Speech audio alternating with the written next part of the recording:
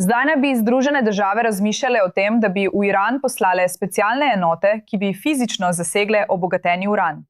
Iranska državna televizija že predvaja posnetke oboroženih domačinov, ki patrolirajo po plažah in čakajo prav na to. Po poročanju časopisa New York Post bi operacija vključevala na tisoče kopenskih vojakov, ki bi vdrli v iranske jedrske objekte. Premagovali bi nastavljene eksplozivne pasti, izkopavali uničene vhode v tunele in zavarovali obode. Ves čas pa bi majhna ekipa specialcev fizično prevzemala uran. Zdaj naj bi Iran v pričakovanju tega polagal mine in eksplozive v tunelskih omrežjih v Isfahanu. Iranska državna televizija zdaj prikazuje oborožene civiliste na obali blizu Jaske, ki je vzhodno od Hormuške ožine, in trdi, da so pripravljeni na ameriški kopenski vdor. No, Mihael Prežan je svetovalec za zunanjo politiko in nacionalno varnost ter nekdanji obveščevalni časnik, ki se nam prigrožuje iz Washingtona. Mihael, ali je ta operacija dejansko na mizi? In ali je to sploh, veste, nekaj, kar bi lahko izvedli?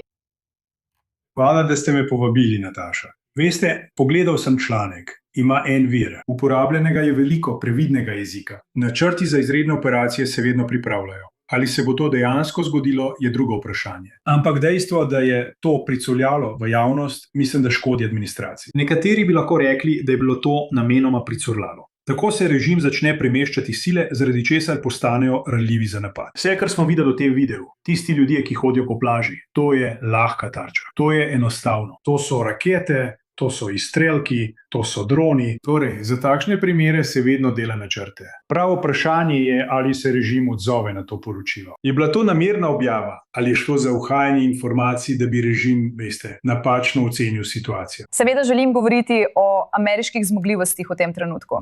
ZDA bi morale obvladovati četrtino zračnega prostora, hkrati pa vzpostaviti obrambni obroč okoli več jedrskih objektov in odpeljati 20.000 funtov obogatenega urana, hkrati pa utrpeti beste, morebitne žrtve in se boriti proti ostankom iranskih oboroženih sil. Ali so ZDA, ali je vojska dejansko dovolj preobremenjena po 12 nočeh napadov? Te obrambne operacije v zalivu, grožnje v Rdečem morju, da bi se lahko lotili česa tako obsežnega? No, mislim, da niso preobremenjeni zaradi trenutnih operacij. Bi pa bili preobremenjeni s čim takim. In s tem mislim, ali imamo že sile v regiji. Smo pripravljeni na to? Glavna grožnja za katerokoli silo, ki jo napotite na teren v Iranu, bo, ali bo Iran začel uporabljati drone in drugo strelivo za napad na našo prisotnost. Imeti morate zunanji obroč.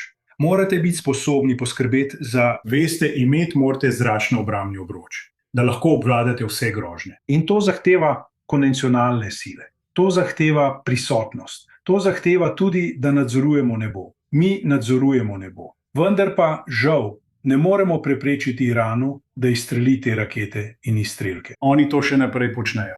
Kot ste rekli, na iranski državni televiziji jasno vidimo, kako prikazujejo oborožene civiliste na plažah, ki čakajo na to ameriško invazijo. Seveda se postavlja vprašanje, kako močna je Islamska republika in njena vojska IRGC v tem trenutku. Ali je to samo retorika, je to samo, veste, psihološko vojskovanje, ki ga vidimo, namenjeno temu, da bi vsak kopenska operacija izgledal predrag, ali pa menite, da bi bilo to res nekaj izjemno težkega za Združene države Amerike? Bilo bi izjemno težko, še posebej, ko v New York Postu uhajajo informacije, da ta operacija poteka. Obstajata dve zgodbi. Ena v New York Timesu pravi, da nimamo dovolj streliva za obrambo pred iranskimi raketami in izstrelki, da moramo dopolniti baterije Patriot. Druga zgodba je v New York Postu. Ena naj bi režimu dala lažen občutek varnosti. ZDA nimajo dovolj raket Patriot.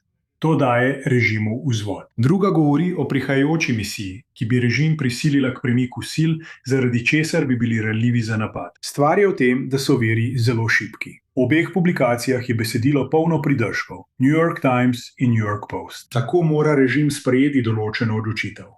Toda, kar režim ve, je, da lahko še naprej izvaja provokacije v Hormuški ožini in prejšnji teden so ubili 4 Američane, pa niso prejeli kazni, za katero je administracija rekla, da jo bodo. In to je signal režimu, da lahko ubijajo Američane. Predsednik pa se bo preprosto osredotočil na Hormuško ožino, ker imamo vzvod. In to je težava. V redu. No, Michael, rada bi se ti zahvala. Kot ponavadi je zelo zanimivo slišati tvoje mnenje o tem.